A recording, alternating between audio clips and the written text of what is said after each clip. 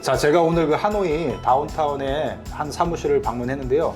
여기는 그 로투비라는 회사입니다. 여기는 베트남 종합 법률 경영 컨설팅 회사인데 미국 변호사이시면서 베트남 법에 정통하신 김유호 변호사께서 직접 창업하셔가지고 지금 상당히 성공가를 달리는 굉장히 유용하면서도 한국 기업인들에게 꼭 필수적인 파트너 회사가 되겠습니다. 로투비 대표 김 변호사를 소개합니다. 반갑습니다. 예.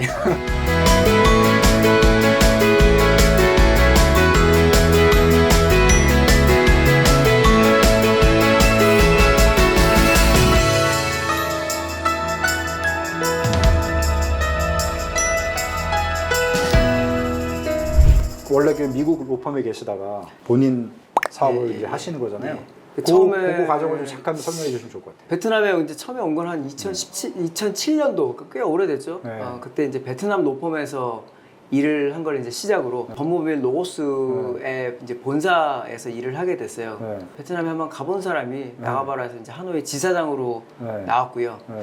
원래는 이제 2년 텀이었는데 네. 하다 보니까 이제 8년이 됐어요. 그러니까 4배를 더 한 거죠. 네. 그 다음에 이제 베이커 맥킨지라는 글로벌 로펌의 M&A 뭐 한국 팀장으로 있다가 네. 한 2년 반 동안 하고 이제 한국에 돌아가는 것보다는 이제 네. 여기에서 많이 쌓였으니까 네. 여기를 남자 해서 제 거를 차렸죠. 차려서 이제 지금 이제 사실 코로나랑 같이 시작을 해서 네. 걱정을 많이 했는데 네. 또 의외로 또 많은 분들이 도와주시고 또 네. 뭐 분쟁도 또 많아가지고 우리 김 대표님 없었으면 여기 하노이의 한국 기업들은 어떻게 할 뻔했어?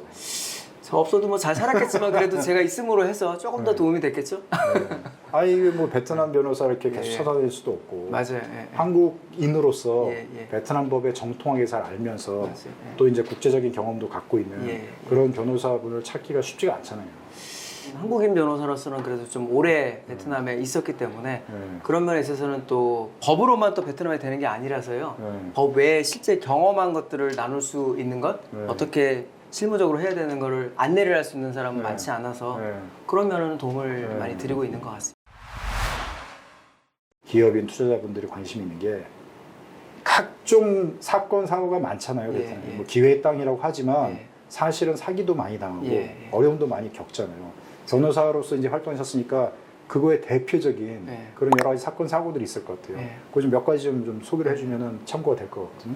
사실 엄청 많은데 가장 흔한 경우는 아마도 처음에 베트남에 왔을 때 일단 네. 뭐 언어를 잘 하시는 분도 계시겠지만 베트남어 때문에 이제 통역하고 같이 다니다가 돌아다니다 보면은 베트남 사람 명의로 하면은 굉장히 쉬운데 내 이름으로 하려니까 굉장히 어렵고 복잡하다. 베트남 사람 명의로 그냥 하자. 그렇게 하는 경우가 많은데 처음부터 베트남 사람이 사기를 치려고 마음을 먹고 접근할 수도 있고 또는 이제 그렇지 않더라도 법적으로 많은 영향을 끼칩니다. 뭐 이 친구가 결혼을 안 했다고 하면은 나중에 결혼을 하게 되면 이 사람 명의로 했다고 하면 그 회사라든가 자산이 어떻게 넘어가는지도 달라지고요. 네. 또는 결혼을 했다고 하면은 이 사람이 사망할 수도 있고 네. 이혼할 수도 있고 네. 그 상황에 따라서 나와 이 베트남 사람이 약속한 거랑 다르게 흘러가는 경우도 굉장히 많습니다. 여기는 부부 공동재산이 강하잖아요. 그렇죠. 그러니까 그런 것도 있어서 나랑은 약속을 했어도 막상 그런 상황이 되면은 처음에 약속했던 일과는 좀 다른 방향으로 흘러가는 경우가 많아서 그런 경우도 좀 주의해야 될 것 같고요. 뭐 베트남에 사업한다고 하면은 누구 안다는 분 굉장히 많을 겁니다. 네. 예, 저도 압니다. 저도 뭐 이게 총리하고 사진 찍은 것도 네. 있고 하는데 만나면 다 안 돼. 예, 만나면 다 알고 요즘에 또 잘한대. 그런 분들이 한국에까지 베트남 사람하고 한국 사람하고 짝을 져가지고 한국에서까지 사기를 치는 경우도 많고요. 그런데 이제 이 베트남에서 사실은 이게 뭐 되는 것도 없고 안 되는 것도 없다라고 많이 말씀들을 하시는데 실제 따져 보면은 법적으로 안 되는 게 돈으로 해결되는 경우는 없습니다. 자기 목 내놓고 하는 거기 때문에 이런 경우는 있어요. 예를 들면 뭐 저희가 은행에 갔을 때 이 사람의 신분을 증명하는 거를 가져와야 된다라고는 돼 있는데 정확하게 어떤 건지가 없어요. 여권을 가져오라고 하는데 그때 내가 원본 여권이 없어요. 복사본만 있어요.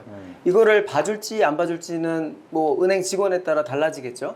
그런 경우는 이제 영향을 미칠 수가 있겠지만은 전혀 안 되는 거에 대해서 뭐 뒷돈 주면 된다. 그거는 잘못 알려진 정보입니다. 또 하나 이제 주의하셔야 될 게 문서 관련된 거. 그러니까 예를 들면 토지 같은 경우는 한국에서는 땅을 내가 소유를 하지만 베트남에서는 소유를 하지 못하고 그거는 베트남 사람도 똑같고요. 외국 사람도 똑같습니다. 뭐 베트남에 무슨 저 전쟁 때 큰 공을 세운 사람에서 소유할 수 있다. 거짓말입니다. 아무도 소유할 수 없어요. 국가 소유고 대신에 이제 사용권이라는 걸 받고 이 사용권을 사고 팔고 자유롭게 하다 보니까 소유와 같은 개념으로 이제 하긴 하지만 그러니까 개념 자체가 다르죠. 한국에서는 내가 소유하다가 베트남 사람은 소유를 못하니까 관련돼서 사기도 많이 일어나고요. 그리고 또 액수도 크다 보니까 사기를 당하게 되면 엄청 또 크게 타격을 입는 경우도 많습니다. 그래서 그런 부분도 좀 주의하셔야 될 것 같아요. 전에 사건 사고하고 요즘 사건 사고하고 조금 트렌드도 바뀔 것 같아요. 그런 거는 어떻게 좀 변해가나요? 저희가 지금 대사관 사건 사고 자문을 하고 있습니다. 이제 그러다 보니까 형사건을 많이 접하게 되는데 예전에는 토지 관련돼서 소유할 수 있으니 얼마를 보내라 뭐 이런 사기가 있었다고 하면은 지금은 이제 그런 것들은 많이 알려진 것 같아요. 베트남이 여행도 많이 오시고 하셔서 그런 정보들은 이제 많아서 덜 사기를 당하는데 이제 한국 분들이 많이 오시다 보니까 형사 사건들이 굉장히 많이 일어납니다. 예전에는 사실 투자자들만 와가지고 회사 관련된 그런 사기가 있었다고 하면 지금은 여행 와서도 사기를 당하고요. 뭐 자그맣게는 뭐 택시 뭐 요금이라든가 이거서부터 마약이나 도박이나 이런 것 때문에 또 구속되신 분도 있고 그렇습니다. 여기는 법이 엄격하기 때문에 엄격합니다. 한국에서는 뭐 1년형이면 끝날 거를 여기는 10년형을 받을 수도 있습니다. 최근에 그 한국인 이제 마약 관련된 거 보실 때 사형 선고했듯이 외국인이라고 봐주는 거 없습니다. 그만 또 상당히 그냥 무서운 것 같아요. 맞습니다. 그래서 주의하셔야 되고 언뜻 기억하기로는 프랑스 같은 경우는 식사를 사무실에서 하면 불법이라고 하더라고요. 노동법 위반이라고 하더라고요. 근데 저희는 사무실에서 잘 먹잖아요. 그러니까 저희가 볼 때는 전혀 불법이 아닌 게 어떤 나라에서는 좀 이상한 거, 뭐 심지어는 불법인 것까지 되는 것처럼 법이라는 걸 잘 알아야겠죠. 이 나라에서는 어떤 게 불법인지 알아야지 여행하다가 또는 사업을 하다가 진짜 황당하게 나도 모르는 사이에 범죄자가 되는 걸 좀 막을 수가 있겠죠. 요즘은 어떤 업종들이나 어떤 분야가 좀 사업이 잘 되는 걸로 보시는지. 한 2007년부터 이렇게 쭉 보면요. 이게 약간의 트렌드가 있는 것 같아요. 처음에는 그 WTO 막 개방하고 나서 부동산, 뭐, 그 다음에 회사들이 막 들어왔는데, 그 다음에 제조업 굉장히 활발했습니다. 그러다가 전 세계적인 이제 금융위기가 오면서 조금 잠잠해졌다가 삼성이 베트남을 오면서 이제 전자기기 관련돼서 또 제조업이 활발해졌고, 비용, 노동 집약적인 거, 뭐 급여를 좀 덜 주는 이런 쪽으로 많이 하다가 지금은 이제 서비스 업종으로 판매를 할 수 있는 시장으로 조금 변경이 되는 것 같습니다. 베트남도 드러나는 GDP나 이것보다도 훨씬 잘 살아요. 잘 사는 사람은 굉장히 잘 살고 그래서 소비 시장으로도 매력을 많이 느끼시는 분들이 많아서 이제 소비재 관련된 거 또는 서비스 관련된 거 또 요식업 관련된 그런 분야도 또 많이 들어오시고요. IT 관련돼서 또 많이 들어오시고요. 트렌드가 조금 바뀌어가는 것 같습니다. 제가 최근에 듣기는 유통 쪽에 관련 그 규정들도 굉장히 엄격한 것에서 조금 느슨해지는 방향으로 베트남이 가고 있다고 얘기를 들었거든요. 그런 거에서 한국 그 사람들이 좀 기회 요소를 찾을 수 있을까요?